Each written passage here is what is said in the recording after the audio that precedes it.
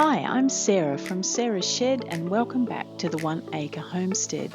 And today I want to share with you a recipe that I've perfected for my kombucha, which I flavour with either kumquat or rhubarb, both of which I have most of the year round and make a really delicious alcohol-free tipple for the end of the day, which gives you all of the relaxation vibes with none of the insomnia and sads that tend to come, for me at least, with booze at the end of the day. I really like to make my own kombucha, and I have perfected my recipe where I do the regular first fermentation and then I pour it into a jug with smashed up mandarin, or actually kumquat is really fabulous, and have another 3 days what they call secondary fermentation on the bench. It produces beautiful kombucha and I drink that kind of in place of a glass of wine many nights, and really love it, and it's amazing for my gut health. But it means you're living with a science experiment in your house when you're brewing kombucha, and mine currently needs a little bit of attention. So here it is here.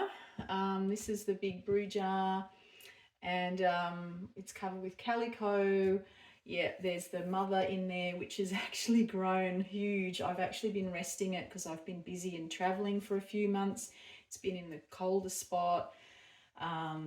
So because of that, it's actually tasting like vinegar. It's truly awful. I had a quick taste yesterday. Ugh.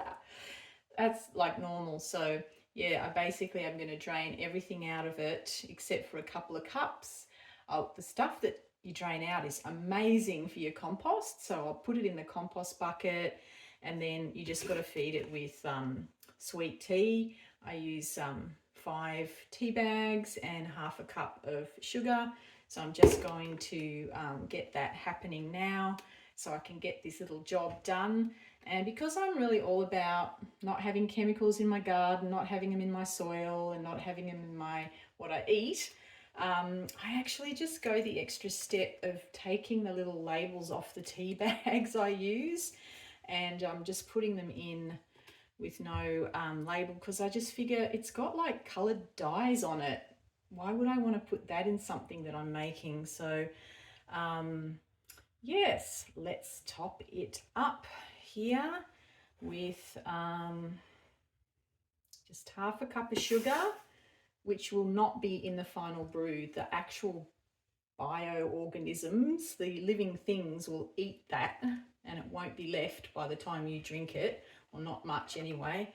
And so in goes the water. Basically I brew a strong batch of tea, and I've actually got this jug set up for the purpose here.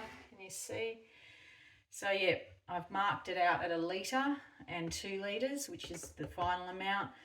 Boiling water, sugar, 5 tea bags, stir it, let it, just ignore it for 10 minutes or so. Come back and top it up with cold water, and then you can let it brew a bit longer.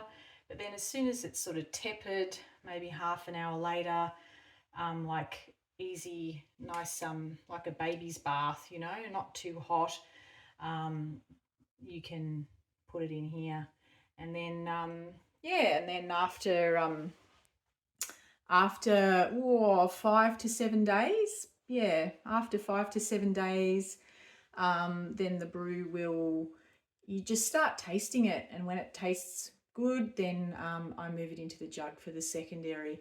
And in the warmer weather, it's even less. So the timing is really seasonal and dependent. So I actually don't make it in midsummer because it just brews too quickly and I'm busy. I haven't got time. I'm still juggling work. So this cooler autumn weather, I actually find I get really nice kombucha, and it also just goes at a bit of a slow pace, you know. You just go and do a bit of work for a few days and do some stuff in the garden, and the next thing you know, 4 or 5 days has passed, and oh, the kombucha's nearly done. So yeah, that's how I roll with it anyway.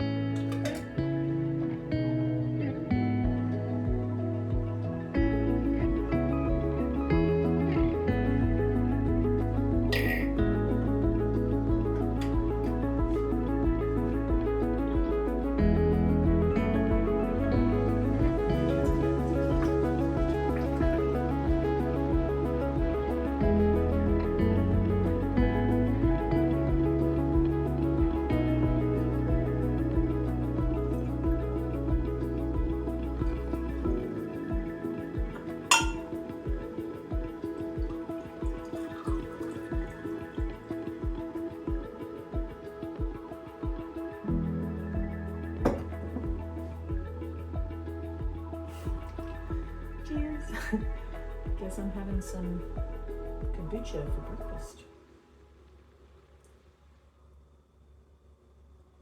Oh wow, that's so nice with the cumquats. Yum.